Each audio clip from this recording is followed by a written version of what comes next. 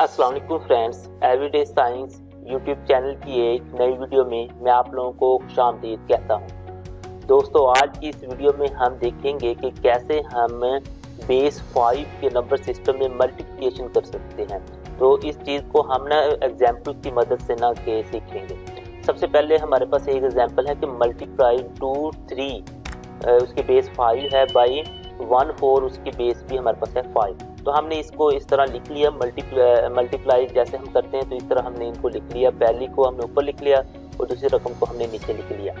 तो हम ना के डेसिमल नंबर सिस्टम में मल्टीप्लाई करते आए हैं, तो बिल्कुल उसी तरह ही हमने इसमें भी मल्टीप्लाई करना है। तो यानी कि हमने पहले इस डिजिट को ले लेना है और इसको हमने इन दोनों के साथ ना मल्टीप्लाई करना है। फिर नीचे हम ना कि इसको इस डिजिट को लेंगे और इन दोनों के साथ हम मल्टीप्लाई करेंगे और एंड पे हम ना इन दोनों के जो मल्टीप्लाई करने के बाद आंसर आएंगे उनको प्लस कर देंगे। लेकिन ये सारा कुछ हमने करना बेस 5 में है कि बेस 5 में फॉर एग्जाम्पल हम मल्टीप्लाई करते हुए अगर हमारे पास 5 आता है या फिर 5 से ज़्यादा कोई हमारे पास हिस्सा आता है तो उसको हम डिवाइड करके लिखेंगे, जैसे हम ना कि प्लस और माइनस में हमने किया था।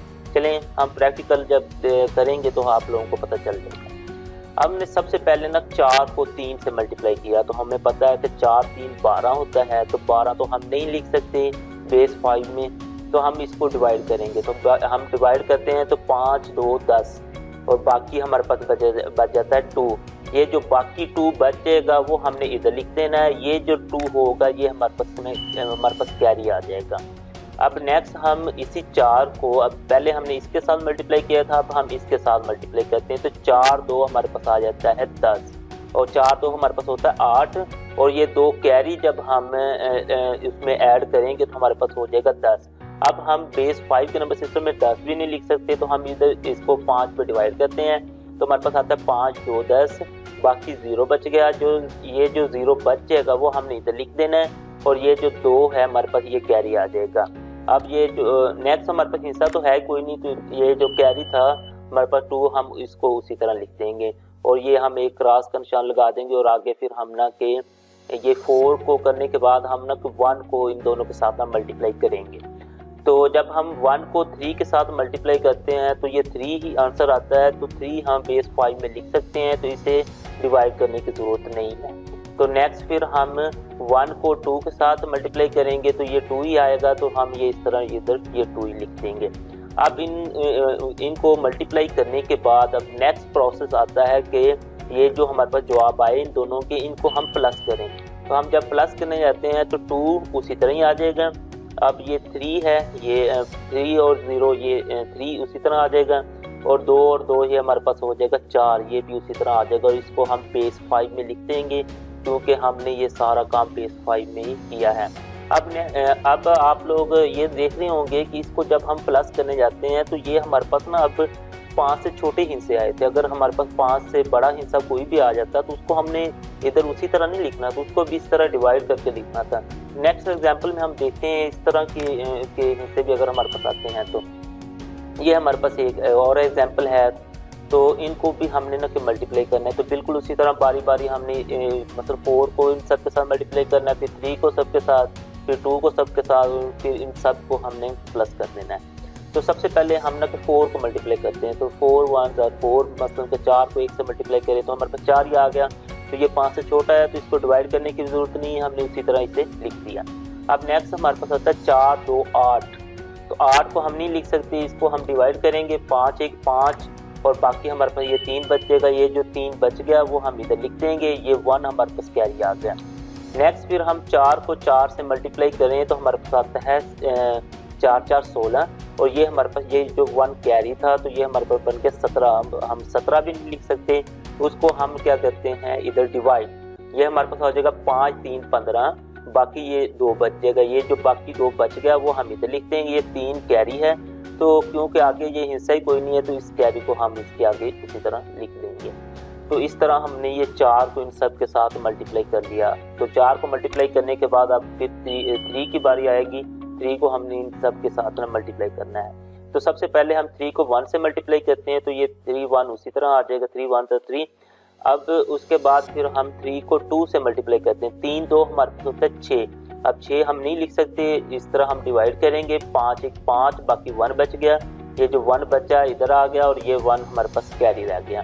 अब नेक्स्ट फिर 3 को हम 4 के साथ मल्टीप्लाई करेंगे तो 4 3 12 होता है और 1 हमारे पास ये इधर कैरी बचा हुआ था तो ये हो गया 13।